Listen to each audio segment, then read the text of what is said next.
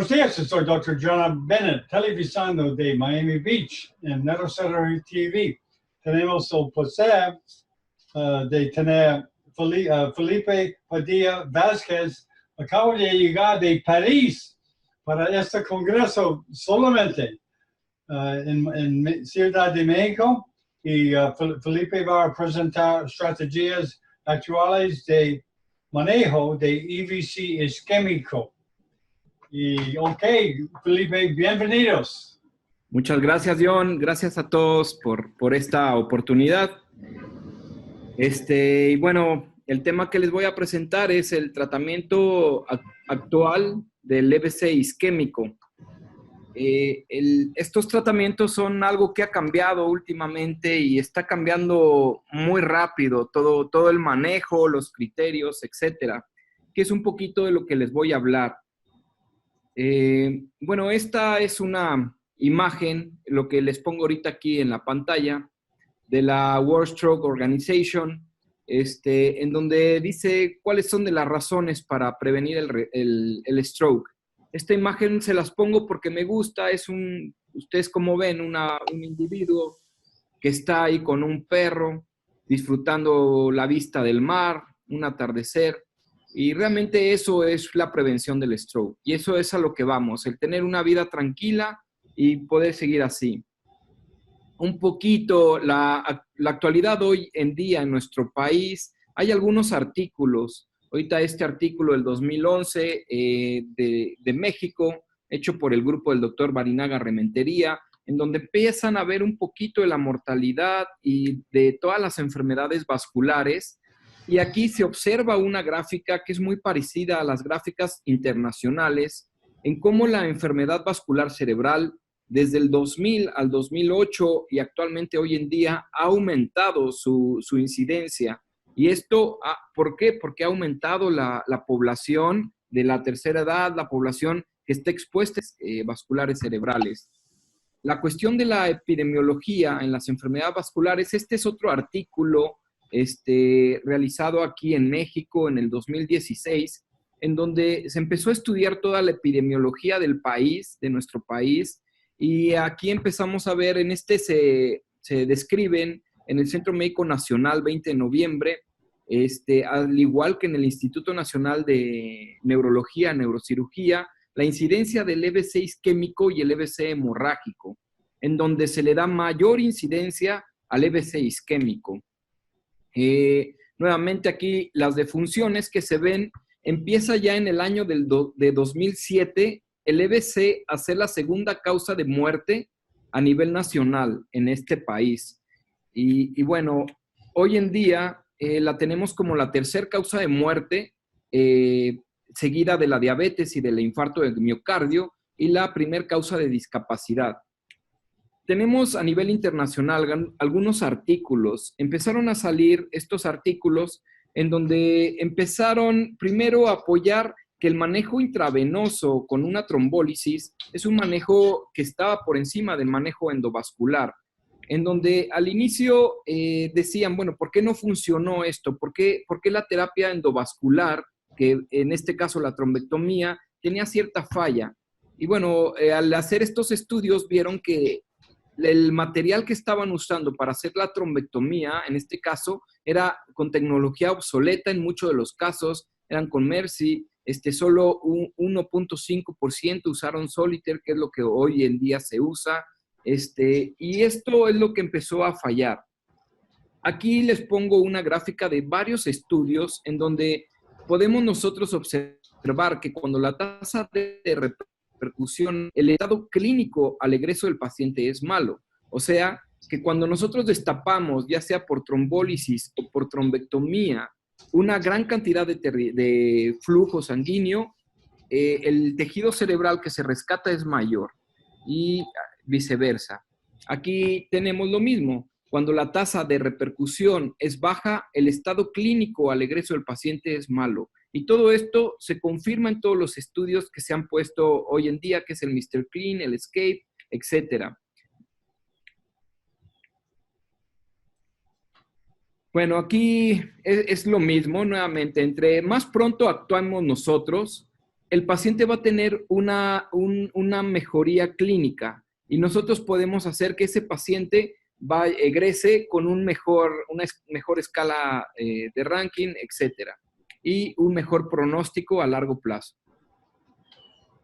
Aquí, bueno, miren, estos son los artículos que empezaron a salir en el 2016, en donde la ventana para el EBC isquémico del infarto cerebral se empezó a ampliar. Era una ventana inicialmente 4 horas, 5 horas, posteriormente se empezó a ampliar a 6 horas. En este artículo la ampliaron hasta 8 horas, entonces, en donde nosotros observamos en el 480, que es la imagen de hasta arriba, que se puede, que los pacientes que pueden llegar a tener un ranking modificado de 0 o de 1 o de incluso 2, que son pacientes neurológicamente íntegros, es un gran número el porcentaje de pacientes que se pueden recuperar, incluso a las 8 horas. Aquí salió este otro metaanálisis en el 2016 en la revista Lancet, en donde nuevamente corrobora esto y nos vuelve a decir que el porcentaje de pacientes que se empiezan a rescatar incluso a las 8 horas es un gran porcentaje. Y nuevamente aquí nos ponen esta escala en donde se interpreta la escala de ranking modificada y donde podemos observar que los pacientes que tienen intervención, todavía es un gran número de pacientes que podemos rescatar. Miren, este artículo es muy interesante. Miren, este es un artículo que salió en el 2016 también, en donde se relaciona el costo del tratamiento de la trombectomía en pacientes con infarto. Muchas veces los pacientes dicen es muy cara hacer una trombectomía porque el material es realmente un material caro. En México se gasta 100,000 pesos, un poco más a veces, en un tratamiento, en el puro material. En este artículo hicieron una revisión en donde lo empezaron a comparar con diferentes cosas y una de estas fue con los pañales. La cantidad de pañales que un paciente ocupa a largo plazo. Y observaron que, por ejemplo, pacientes con un infarto ya establecido, que tienen una vida donde ya son una carga para la familia, muchas veces y que tienen que estar usando pañales, simplemente este material, a los 3 años la familia juntaba para el material que es para el Solitaire. Aquí tenemos uno de los últimos estudios, que es el Hermes, en donde ya empiezan a comparar la trombectomía y el manejo endovascular en un metaanálisis. Y en este metaanálisis, bueno, observaron que la revascularización que tenían los pacientes, muchas veces ya tardíamente, eran también alta. Aquí hicieron 2 grupos, un grupo de recanalización, el Mothership y el Drip and Ship. En el Mothership fueron grupos con hospitales en donde tenían hospitales de tercer nivel, que tenían salas de hemodinamia. Y el Drip and Ship, hospitales que eran de segundo nivel, que no tenían salas de hemodinamia y tenían que dirigirlos a otra unidad para que pudieran hacer el rescate. En este grupo observaron en el Drip and Ship que este grupo de pacientes, cuando eran sometidos a una trombólisis inicial y posteriormente una trombectomía, el porcentaje de recuperación de estos pacientes era mucho mayor que únicamente la trombectomía, como era en el caso del Mothership. Esto por la exposición al RTPA que habían tenido previamente estos pacientes. Y esto es uno de los argumentos en este estudio en el Hermes, en donde está a favor de la terapia puente con RTPA, en donde nuevamente revisando los estudios como el Revascat, el Mr. Clean, el Extend, el Escape, etcétera, también hacen un poquito mención de esta cuestión. Aquí, una de las cosas que observaron en este estudio de los argumentos a favor de la terapia puente era de que había un reblandecimiento del trombo. Esto facilitaba la perfusión, una perfusión exitosa. Esto aumentaba la frecuencia de recanalización, facilitaba el procedimiento endovascular, porque eso generaba que el trombo fuera un trombo que se pudiera retirar más fácilmente y la duración del procedimiento que fuera más corta. ¿Por qué? Porque el trombo se reblandecía y esto, una de las cosas malas que observaron era de que aumentaba la fragilidad del trombo y este podía embolizar distalmente, que ahorita lo voy a comentar en otro estudio. Émbolos cardíacos, pues aumentaban contenido de fibrina y esto disminuía también la recanalización. Este artículo se publicó en la revista de Stroke del 2017. Bueno, aquí la recanalización del paciente con falla de la trombectomía, aquí se las muestro en este esquema, en donde son los pacientes, el porcentaje de falla que se tuvo con la trombectomía en estos diversos estudios. Y bueno, la reperfusión de oclusiones distales después de la trombectomía, el RTPA, que es la alteplasia, puede recanalizar trombos pequeños en arterias de la microvascularidad, los cuales son inaccesibles para la trombectomía y mejorar la reperfusión exitosa. Eso es algo que también se observó mucho en este estudio.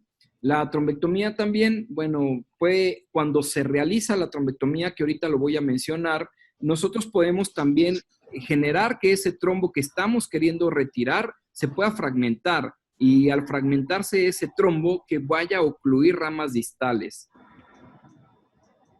Argumentos en contra de la terapia puente que se vio en este estudio en el Hermes fueron de que hubo complicaciones hemorrágicas, las cuales fueron pocas, y en relación con el grupo control también fue pocas, que hubo migración distal de trombo justamente por este reblandecimiento que se tenía en el trombo.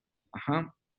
Este es otro estudio en donde, bueno, aquí se ven las características basales de todos estos pacientes en su relación hombre-mujer, etcétera. Las oclusiones principalmente observen aquí la oclusión en la carótida en un 20%. Estos son la comparación de los pacientes que usaron terapia puente y pacientes que solamente usaron trombectomía mecánica, en donde observamos aquí, bueno, realmente la relación de los pacientes en donde se hizo una trombectomía y una terapia puente carótida y en M1 fue similar. Y aquí nuevamente, el resultado, aquí lo observamos hasta abajo, en la escala de ranking modificada, pues realmente se obtuvo un mejor resultado hasta del 41%, 41.7% en comparación con un 35% de pacientes que solo se les hizo trombectomía. Esto hace más fuerte y la evidencia, pues sí, da mayor evidencia de que la terapia puente da mejor resultado que la trombectomía sola. La mortalidad en estos dos grupos de pacientes pues fue más alta en pacientes con trombectomía sola.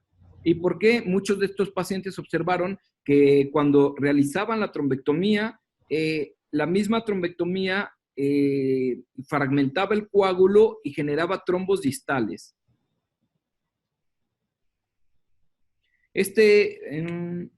Sí, bueno, nuevamente en este artículo, en donde se está relacionando nuevamente la trombólisis o la terapia puente, que es trombólisis intravenosa con trombectomía, más y por el otro grupo, la trombectomía, nuevamente la hemorragia intracraneal asintomática, observen, muchas veces en la terapia puente es mayor, pero ahorita en otro artículo que les voy a presentar, les voy a poner la relación de estos pacientes y que muchas veces es únicamente hemorragia intracraneal petequial, sin generar una hemorragia que pueda comprometer el estado clínico del paciente. Y bueno, la recanalización exitosa en estos estudios fue a favor la evidencia clínica en que realmente la terapia puente da una mayor evidencia y una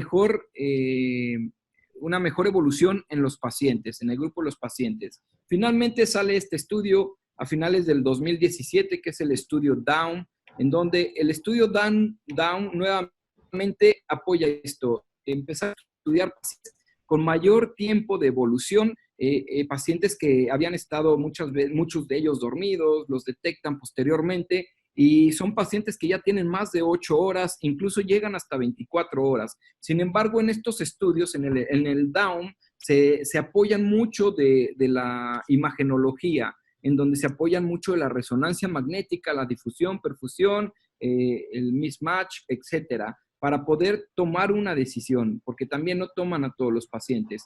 Aquí, este artículo se los pongo, es un artículo de Stroke del 2006, se me hace un artículo muy, muy interesante, porque mm, en este artículo están relacionando ¿cómo se llama?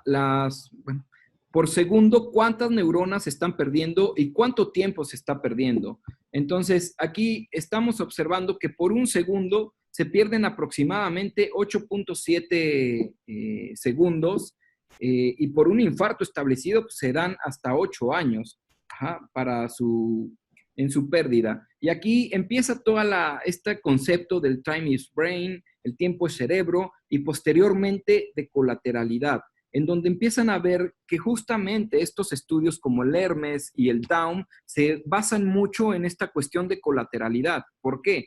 Lo que generan aquí en esta imagen que les pongo es una cerebral media, la cerebral anterior, cómo están aisladas las dos, y posteriormente cuando hay un trombo, se abren estas arterias lentículo estriadas que permiten la vascularidad de un territorio vascular, como en este caso de la cerebral anterior hacia la cerebral media, por la oclusión que tiene la cerebral media. Entonces, aquí en esta imagen podemos ver una angiografía, cómo todas esas arterias lentículo estriadas están generando la perfusión en territorio que no les corresponde. Y eso es lo que va a la colateralidad y en lo que se está apoyando mucho hoy en día estos estudios del Down y del Hermes, etcétera.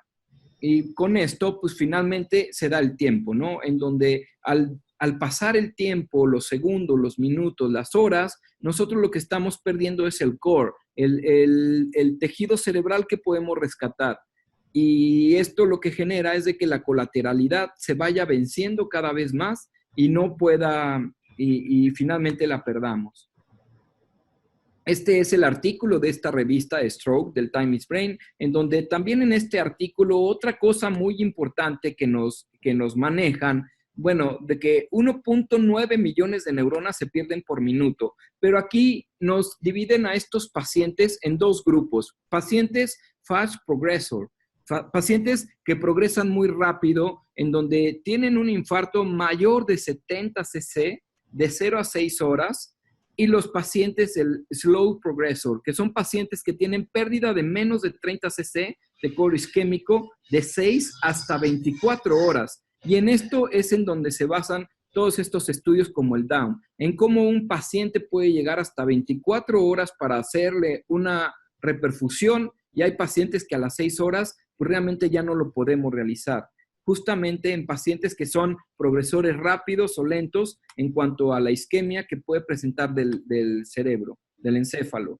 Este es otro de los artículos publicados ahorita en el 2015, en donde en este artículo empiezan, bueno, es un artículo realizado en 324 pacientes, 24 presentan trombos intracraneales múltiples, previos a cualquier terapia trombolítica.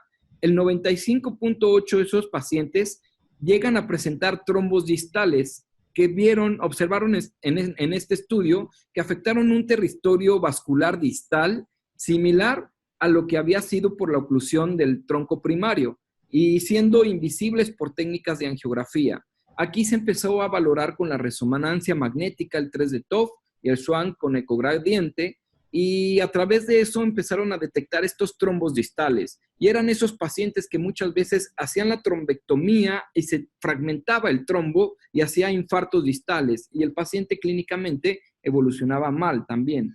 Aquí observaron, bueno, estos trombos intracraneales múltiples, pacientes que tenían a su ingreso un NIH alto,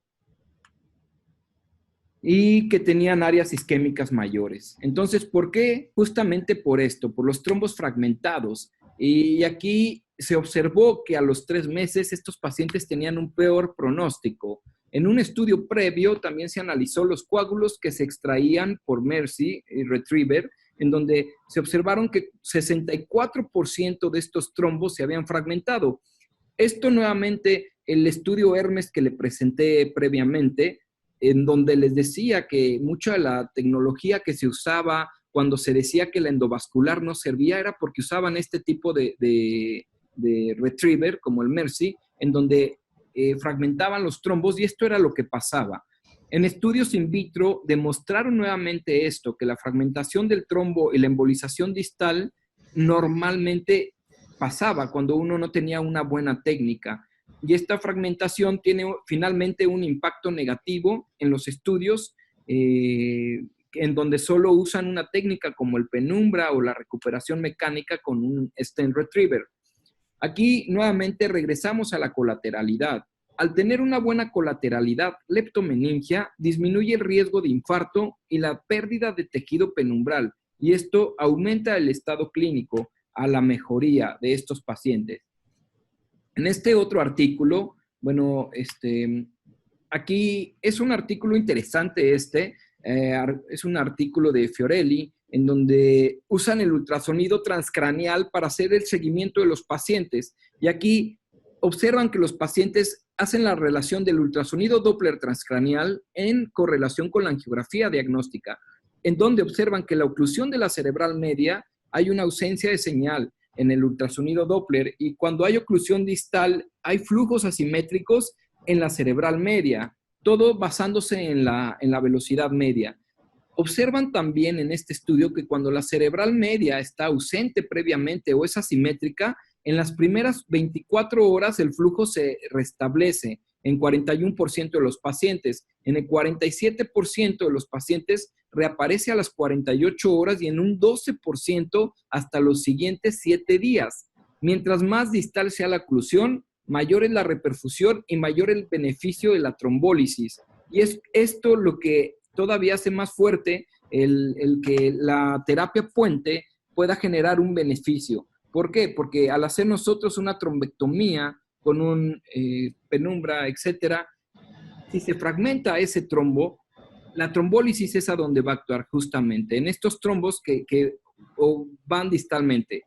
Lo interpretan como fragmentación y ubicación más distal del coágulo. Mientras más distal la oclusión, mayor la reperfusión. Y finalmente, la hipótesis en este artículo era de que los factores trombolíticos endovenosos alcanzan fragmentos distales del trombo y esto genera una lisis espontánea de esos coágulos. Este otro artículo, el síntesis, es un artículo, el síntesis, en donde compara pacientes con trombólisis intravenosa y trombólisis intraarterial más trombectomía.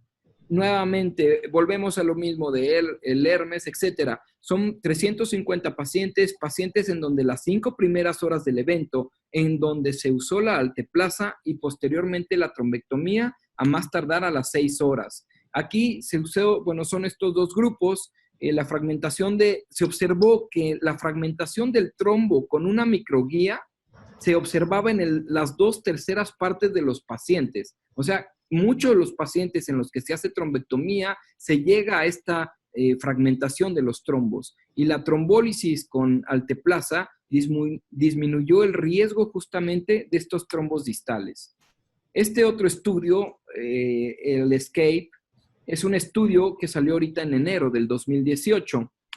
Y en este estudio, nuevamente aquí mencionan el estudio del Hermes, que es de los más importantes hoy en día, el Daum, el Diffuse 3, en donde valoran pacientes aleatorizados multicéntricos y valoran el posible beneficio del tratamiento endovascular en pacientes manejados por imagenología en un periodo tardío, que en el Daum, por ejemplo, ingresan pacientes de 6 a 24 horas y en el Diffuse 3, pacientes de 6 a 16 horas. Ambos estudios denotan la importancia de las imágenes para toma de decisiones y el ESCAPE, este estudio que les presenté, usó como marcador la tomografía hasta las 12 horas de haber iniciado los síntomas. En este estudio, fueron las 12 horas, como les comento, y el aspect que usaron en estos pacientes fue de 6 a 10.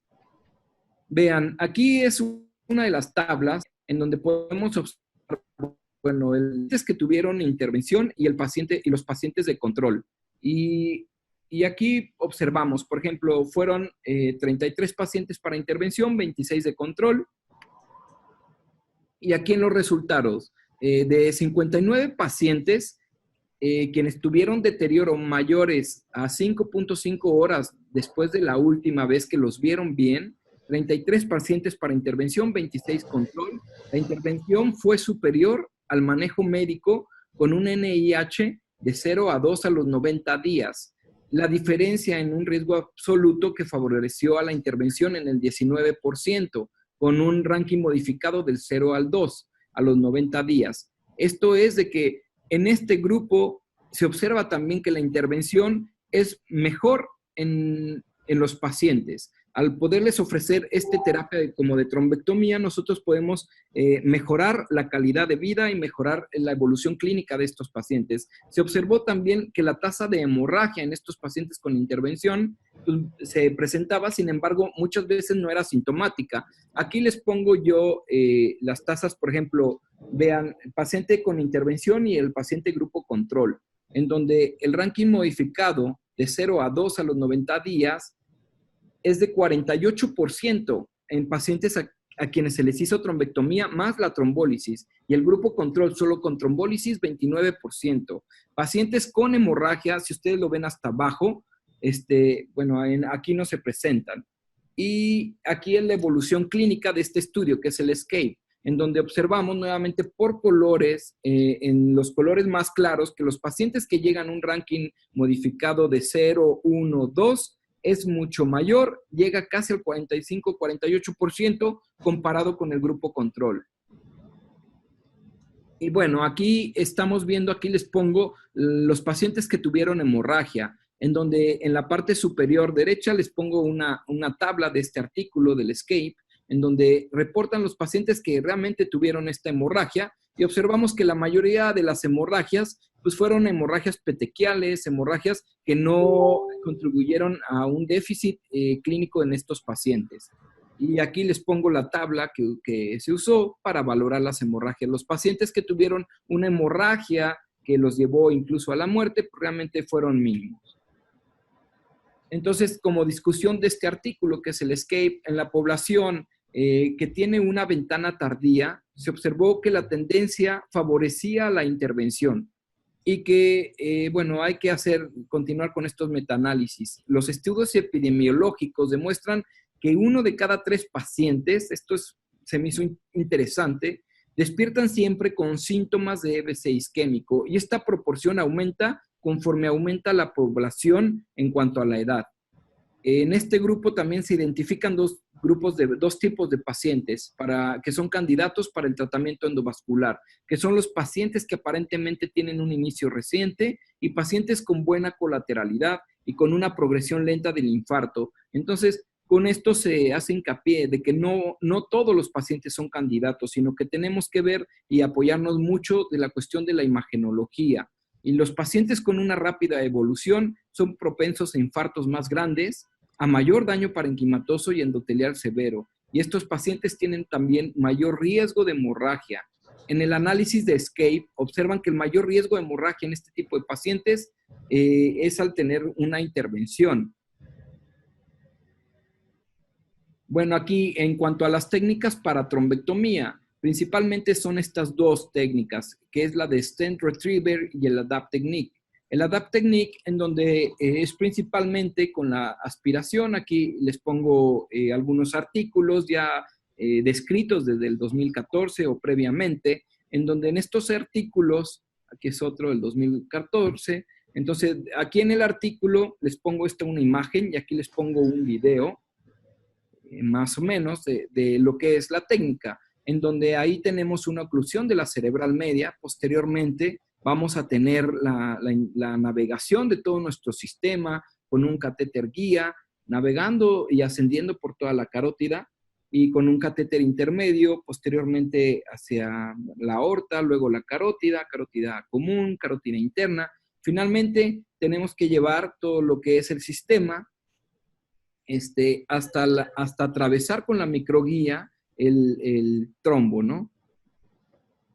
Aquí es donde ya lo describen en estos artículos, como en el ESCAPE, en que en 2/3 partes de los pacientes que se hacen trombectomías puede llegar a la fragmentación de estos trombos, justamente. Entonces es aquí, bueno, ahora sí se retira la microguía, posteriormente se avanza el catéter intermedio y se hace una aspiración. Aquí, bueno, se recomienda el uso de un catéter guía con balón para ocluir el flujo sanguíneo. en lo que se está aspirando, realizando la aspiración. Muchas veces, y aquí se empieza a realizar esta aspiración hasta que se libera todo el trombo y se puede realizar la apertura del vaso sanguíneo. Ajá. Aquí, bueno, finalmente se está realizando y aquí ya lo tenemos abierto. Esta es una de las técnicas que, bueno, como les comento, ya está descrita. Y finalmente la apertura, que muchas veces con la solo aspiración, nosotros con nuestro sistema, penumbra, etcétera, podemos tener una buena evolución de estos pacientes. Aquí varios ejemplos en donde hay se muestran los trombos justamente y la reperfusión completa del flujo sanguíneo cerebral. Otra de las técnicas es el retriever. Mucho de lo que utilizamos es el Trevo, Solitaire, etcétera. Aquí les pongo, por ejemplo, una foto en una relación con una tachuela, en cómo es el tamaño de uno de estos stent retriever y algunos artículos. Muchos de ellos mencionan que el stent debe de cubrir las 2/3 partes o la parte más proximal y dejar la parte distal libre. Esto para que si el trombo se fragmenta, nosotros poderlo captar y retraer. Y nuevamente aquí poner un catéter guía con un balón, el cual disminuir el flujo sanguíneo y posteriormente ocluirlo y hacer una aspiración y con el stent retriever retraer todo lo que es el trombo, dejarle un tiempo para que el trombo se pueda acoplar al stent y poderlo retraer completamente y tratar de evitar la fragmentación del mismo trombo, que es lo que hoy en día muchos artículos hablan de esto, ¿no? Aquí finalmente les pongo algunos casos, yo creo que ya les han puesto casos el día de hoy. Este es un paciente masculino, fumador de 15 años, desde los 15 años una cajetilla. Paciente inicia un día a las 8 de la mañana con pérdida del habla, que es cuando lo ven, pérdida de la fuerza en el hemicuerpo derecho y acude a una valoración 5 horas posterior al deterioro. El paciente, aquí la tomografía aparentemente es una tomografía normal, no tenemos una zona de isquémica aparente en nuestro paciente, el paciente pues, afásico, hemipléjico, y lo observamos bien en la angiotomografía, observamos ya aquí una oclusión de los vasos sanguíneos en la cerebral media, en donde la reconstrucción, observamos ya la oclusión, y aquí la estamos viendo nuevamente en otra reconstrucción con los MIPS, en donde está la oclusión del vaso, la perfutac, en donde observamos que el lado izquierdo del encéfalo pues, no tiene flujo en esta imagen, y como en la perfutac ya nos está pintando esa zona, de una zona isquémica. Motivo por lo que, bueno, pues el paciente llega, se le realiza la punción, posteriormente, este es el flujo sanguíneo del otro lado, en donde en el flujo sanguíneo ya observamos placas de ateroma, ahí la marco, como el paciente ya, tanto año de tabaquismo intenso, ya le ha generado un daño en el endotelio, etcétera, y ya le ha generado todo ese tipo de problema. Tenemos una idea de por qué es la oclusión. Aquí estamos observando el flujo intracraneal con la oclusión de la cerebral media, y aquí con zoom, cómo se ve únicamente la cerebral anterior y el flujo extracraneal. Motivo por lo cual, bueno, pues aquí en este momento se asciende con un sistema y posteriormente con la microguía. Al ascender con la microguía, aquí navegamos el microcatéter, pues se dan los disparos posteriormente distales al trombo para corroborar únicamente la presencia del flujo sanguíneo aquí y hasta dónde está nuestro trombo, y posteriormente liberar el stent. Aquí se navega nuevamente la microguía y nuestro stent. Aquí en el stent se le da tiempo y posteriormente se genera la retracción con la aspiración y la oclusión momentánea. Y se obtiene esta reperfusión en este momento, que a pesar de eso, ustedes vean cómo hay, se recupera el flujo sanguíneo, sin embargo, las ramas de la cerebral media pues están más lentas que las de la cerebral anterior, a pesar de eso. Y observamos también que hay unas placas de ateroma todavía en esa arteria. Bueno, aquí se vuelve a pasar nuevamente el stent. Aquí es un control. Esto es el iFlow. El iFlow es una angiografía por colorimetría, en donde este es el previo y el nuevo, posterior de la reperfusión.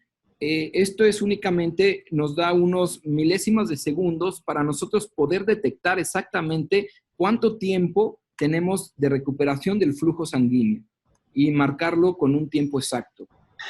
¿Cuál es su nombre? Este es el paciente, lo vemos afásico.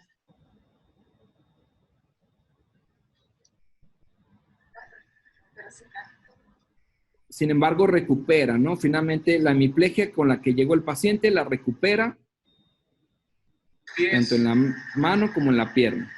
Bueno, ahí tenía todavía la punción de la pierna izquierda, derecha, perdón, entonces no la podía mover.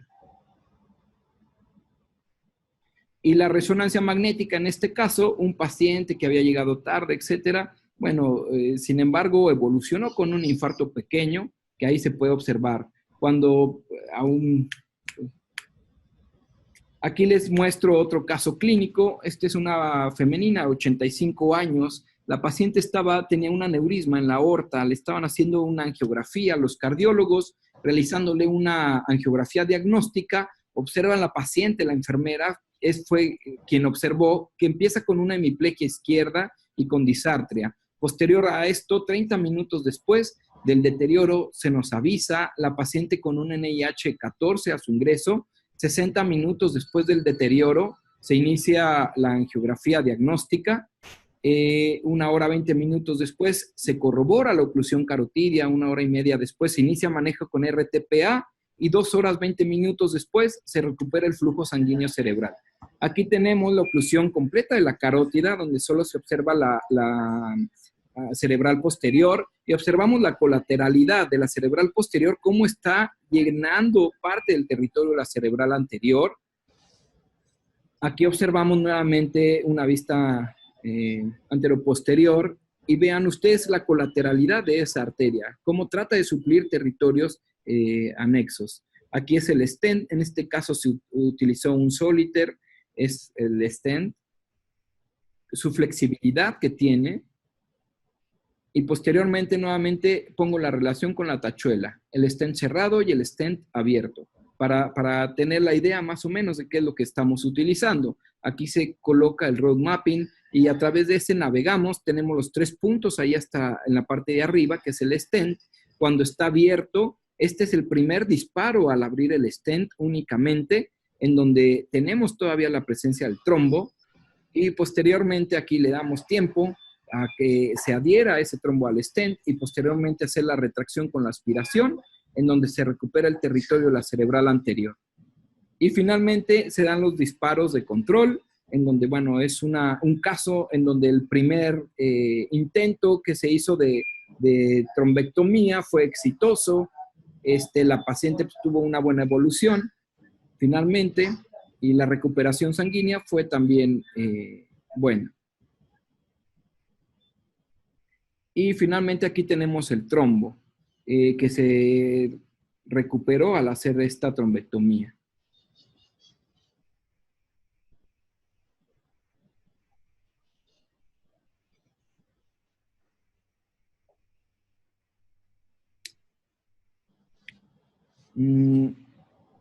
Bueno, John, no sé si me ven. Oh, excelente. Excelente. Sí. ¿Qué presentación? Hola, Fernando. Hola, ¿cómo estás? Sí, aquí yo creo que realmente toda esta cuestión de trombectomía, trombólisis, hoy en día son cosas que están cambiando muy rápidamente. En el ESOC que fue ahorita en Suecia, el de este año, se trataron todos estos estudios. Sin embargo, sale un estudio, en este caso, como les presenté, el DAWN, sale el Hermes, salen el Escape, y cada vez salen más estudios, sale más evidencia que nos apoya que la trombectomía es algo que le ayuda mucho a la gente. Y esto está cambiando hoy en día. Yo creo que cada mes hay cosas nuevas y cosas que hacen que esto vaya cambiando muy deprisa y tenemos que estar muy atentos a todo esto. Fernando, que también te dedicas mucho a esta cuestión vascular, pues no sé cómo veas tú esta cuestión. Sí, a mí me va a tocar hablar, de hecho, de lo nuevo que viene. Y sí, como dices, lo único freno que tal vez tenemos, y voy a también mencionarlo, es, ya ves que el aval de COFEPRIS tarda mucho en conseguirse en México, Exacto. casi tanto como el de FDA, lo que nos limita a los endovasculares de Estados Unidos y México, pues a tener la tecnología un poco tarde, ¿no? Entonces yo creo que deberíamos hacer como una idea para que en el Senado se promueva para hacer lo que hacen en FDA, que es un recurso humanístico, ¿no? Una excepción humanística. Cuando un dispositivo prueba que ayuda a las personas, se le hace una excepción para probarlo por cierto tiempo, ¿no? Pues sí. Yo creo que en eso estamos atorados en la burocracia un poco. Sí, doctor García, no sé usted cómo vea. Ed, tú estás mute, on mute. Mute. Ok. Ok, Bueno. Ed, ¿tiene algo comentario para Felipe? Pues realmente les agradezco mucho, John, a ti, te agradezco a ti, Fernando, por esta oportunidad. Placer. Y bueno, yo creo que esto es algo que nosotros como endovasculares tenemos que empezar a mover mucho para, como tú dices, que aquí en el país, que es lo que nos toca a nosotros, mover nuestro país, que se empiece a escuchar de esto y mover al gobierno finalmente, ¿no? Y que la gente sepa de esto. Así es. Mira, Felipe, ¿tú has hecho esta presentación en París? ¿Tú has hecho lo mismo? No, yo únicamente fue un congreso allá, John. Ajá. Oh, ok, ¿tú no presentas allá? No, fue un congreso nada más. Oh, ok, tú asistías. Te faltaste, Fernando. Sí, no pude. Esperando allá. Sí, no se puede. Al año seguro, nos vemos por allá. Ay, el próximo fin de semana, ¿por qué no aprovechas y invitar a tu curso de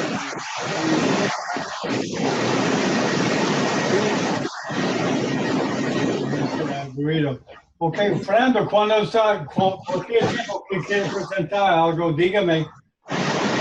No, va a ser para el 28 de julio. Va a ser hasta julio. ¿Qué es eso? Julio. ¿Puede explicar qué es?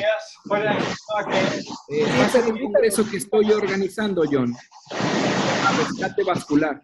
También voy a invitar a Fernando para que nos dé una plática de todo la actualidad. Muy bien. ¿Por qué tanto ruido, John? Algo pasa. No sé de dónde viene. Sí, Felipe de Ed. Ok, muy bueno. Hasta la próxima y muchas gracias. Vamos a terminar esto. Yo voy a altar y está grabado. Felipe, yo voy a dar una grabación de todas estas charlas. Sí, te va a dar una grabación y aparece en YouTube también la grabación. Ah, perfecto. Sirve también como promoción, ¿no? Para que le digas a tus pacientes, vea mi plática de tal fecha en YouTube. Y ahí muy perfecto. Bien. Fernando, gracias. Muy bien. Gracias, Felipe. Un honor tenerte, Fernando. como siempre. Un honor. Gracias a ustedes. Un gracias, abrazo. John. Nos Cuídate. vemos. Bye. Un abrazo. Gracias. Bye.